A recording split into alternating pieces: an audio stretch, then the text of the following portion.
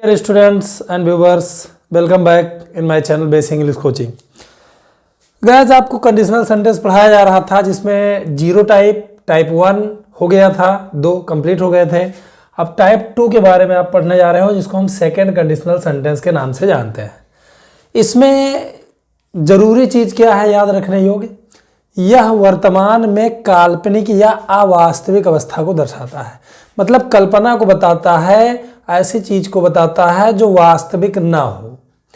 लेकिन एक चीज और ध्यान रखिए, यह वर्तमान में हमारी कल्पना को दर्शाता तो है जो हो सकता है भविष्य में पूरी हो जाए. कल्पना ऐसी होती है कि ऐसा हो भी सकता है कि वो भविष्य काल में पूरा हो जाए. तो इसी को हम कहते हैं सेकेंड कंडीशनल सेंटेंस. अब इसका नियम, इसका स्ट्रक्चर क्या होता है, पहले ये आता किस तरह से है, इस प्रकार आएगा. अगर ये होता, ऐसा होता, वो होता, तो ये हो पाता, ये हो जाता, इस प्रकार के लास्ट में शब्द आते हैं. इसका नियम ये है कि इफ सिंपल पास्ट या पास्ट इंडेफिनिट टेंस या फिर आपको अगर कल्पना का बोध हो तो वेयर का प्रयोग करना है सभी सब्जेक्ट के साथ, चाहे वो एक वचन हो चाहे बहुवचन हो.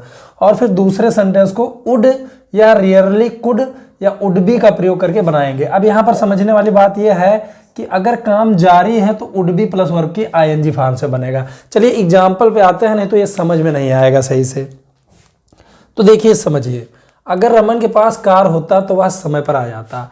मतलब ये वर्तमान में ही काल्पनिक अवस्था को बता रहा है, अवास्तविक चीज को बता रहा है. यानी अगर राम के पास कार होता, ऐसा वास्तव में है नहीं, तो ये अवास्तविक चीज है. और कल्पना की जा रही है कि रमन के पास कार होता तो वह समय पर आ जाता. ये भी कल्पना की जा रही है, भाई कार होता तो आ जाता समय पर. तो ये काल्पनिक या अवास्तविक को बता रहा है, लेकिन ये भविष्य काल में पूरा हो सकता है भविष्य काल में इसके पास कार हो जाए और वो समय पर आना शुरू कर दे. तो इसी को हम सेकेंड कंडीशनल सेंटेंस कहते हैं, टाइप 2 कहते हैं. अब इसमें पास होने के लिए किसी के पास अगर कुछ होता है तो ऐसे सेंटेंसेस में हैड का प्रयोग करते हैं. इफ यहाँ पे लिख दिए. अब रमन के पास कार होता है, यानी किसके पास होता है, रमन, तो यहाँ पे ये सब्जेक्ट है रमन. अब इसके साथ हमने क्या करना है, हैड का प्रयोग करना है. पास्ट के सहायक क्रिया हैड का प्रयोग करना है जिसमें किसी के पास कुछ होने के लिए इसका यूज किया जाता है. इफ रमन हैड, अगर रमन के पास होता है, क्या होता है, कार, यानी ए कार. तो यहाँ पे ट्रांसलेशन ये बन गया. फिर दूसरे क्लास को हम वुड से बनाएंगे, या कभी कभी सकता था, सकता आ जाए तो उसके लिए कुड का यूज किया जा सकता है. तो वह समय पर आ जाता, तो की अंग्रेजी कुछ होती नहीं है. समय पर आ जाता, कौन आ जाता, वह, यानी ही वुड. अब आ जाता यानी कम, ये वुड के साथ फर्स्ट फॉर्म लगाना है, ध्यान रखिएगा. अब समय पर की अंग्रेजी एट टाइम. देखिए पहला सेंटेंस मैंने आपको समझाया, लेकिन दूसरे सेंटेंस में देखो वह समय पर आ जाता और यहाँ पे लिखा है बुरी तरह से पीट रहा होता. मतलब काम ऐसे लग रहा है जैसे जारी है, पीट रहा होता, भविष्य काल में ही पीट रहा होता, जो अवास्तविक है, काल्पनिक है.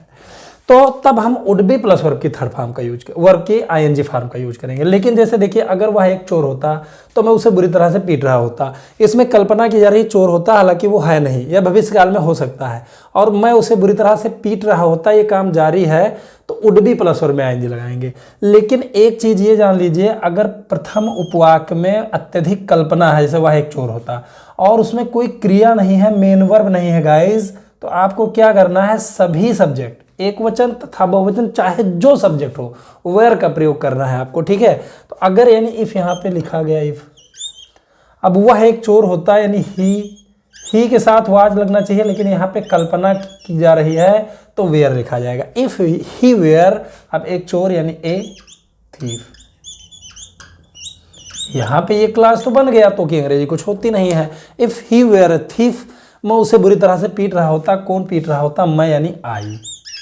अब इसके साथ आपको क्या करना है, वुड बी का यूज करना है, क्योंकि इसमें काम जारी है तो उसमें वुड बी लगा के आईएनजी जोड़ देंगे, ये ध्यान रखिएगा. ठीक है.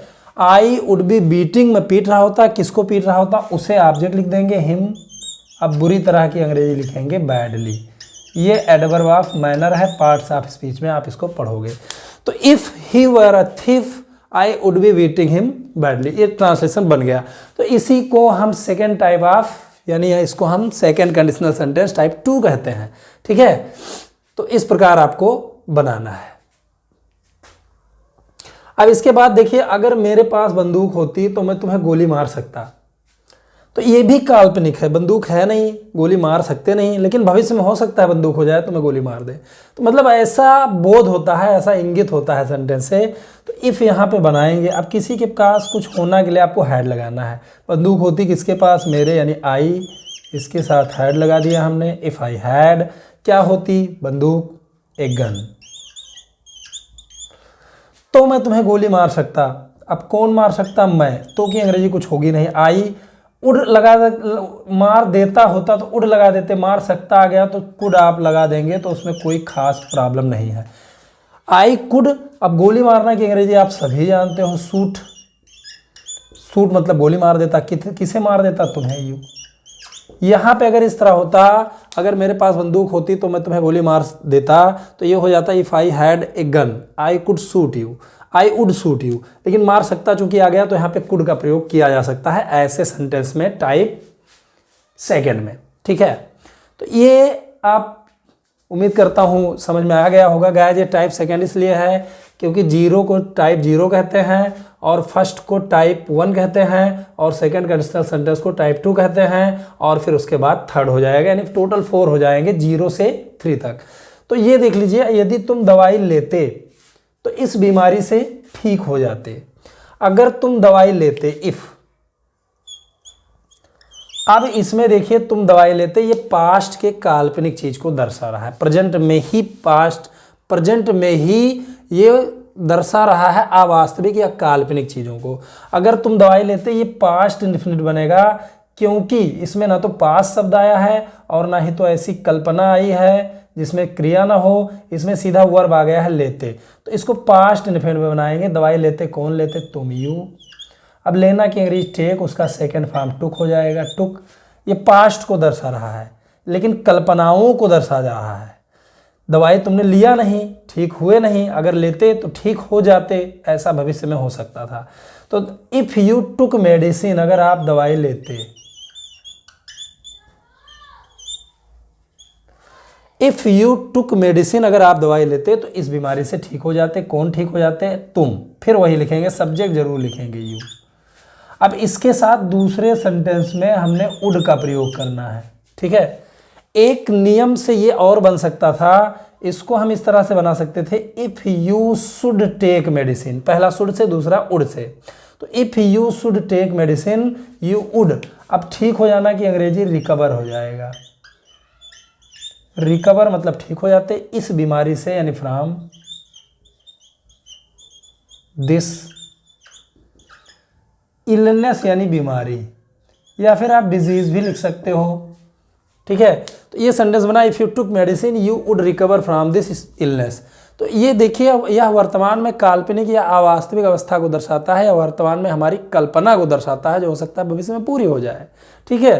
तो अब अगले सेंटेंस पे बढ़ते हैं। अगर मैं दोस्तों एक चीज़ मैं कहना चाहता हूँ, ये जो ब्रिटिश ग्रामर के हिसाब से अकॉर्डिंगली जो है ये सेंटेंसेज हैं, ये बड़े जटिल लगते हैं, बड़े कॉम्प्लिकेटेड लगते हैं, इसको समझना थोड़ा मुश्किल हो जाता है, ये मैं भी मानता हूँ। तो अगर आपको कोई भी प्रॉब्लम है तो कमेंट सेक्शन में मुझे बताइए, मेरे व्हाट्सएप पे आ जाइए, मैं उसको और विस्तार रूप से आपको समझाने की कोशिश करूँगा, अगर क्लियरली आपको समझ में नहीं आता है तो।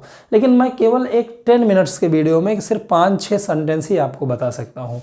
तो अगर आपको समझ में ना आए तो आप स्पेशलिस्ट समझ सकते हो।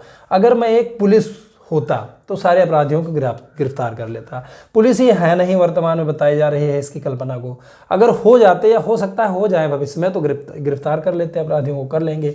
तो इसको जब हम बनाएंगे इफ, अब मैं एक पुलिस होता, इसमें कोई क्रिया नहीं है और इसमें एक कल्पना की जा रही है कि ये पुलिस होते तो सबके साथ वेयर लगता है, हालांकि आई के साथ वाज लगना चाहिए लेकिन कल्पना के लिए वेयर लगता है। इफ आई वर, अब क्या होता है, ए पुलिसमैन, ए पुलिसमैन, ये सेंटेंस बन गया। तो सारे अपराधियों को गिरफ्तार कर लेता, कौन गिरफ्तार कर लेता, मैं, यानी आई। और दूसरा आपको उड से बनाना है, आई उड, गिरफ्तार कर लेता यानी अरेस्ट। किसको गिरफ्तार कर लेता, सारे अपराधियों को, यानी ऑल द क्रिमिनल्स, अपराधी की अंग्रेजी क्रिमिनल्स। तो गाइज ये हुआ टाइप 2 सेकंड कंडीशनल सेंटेंस। उम्मीद करता हूँ ये आपको समझ में आया है। अगर किसी भी तरह के ट्रांसलेशन में कोई भी प्रॉब्लम है या आपको कोई भी डाउट है या आप you are not satisfied whatever I have taught you, जो भी कुछ मैंने पढ़ाया अगर आप उससे सेटिस्फाइड नहीं हैं तो प्लीज़ मुझे कमेंट करें या मुझे मेरे व्हाट्सएप पर आएँ, विजिट करें और वहाँ से मैं आपको समझाने की कोशिश करूँगा। तो गाइज उम्मीद करता हूँ कि ये और इसके बाद वाला जो कंडीशनल है उसको पढ़ने के बाद आप पूरी तरह से समझ जाओगे। अगर मैं एक मिक्स बता दूंगा तो और अच्छी तरह से समझ जाओगे। तो इस वीडियो में बस इतना ही। अगर आप मेरे चैनल में नए हैं तो प्लीज़ चैनल को सब्सक्राइब कर लीजिए। वीडियो पसंद आया है तो लाइक और शेयर करना ना भूलें। इस वीडियो में बस इतना ही। मिलते हैं अगले टाइप थर्ड कंडीशनल सेंटेंस के साथ। तब तक के लिए धन्यवाद। Thanks for watching. Good bye.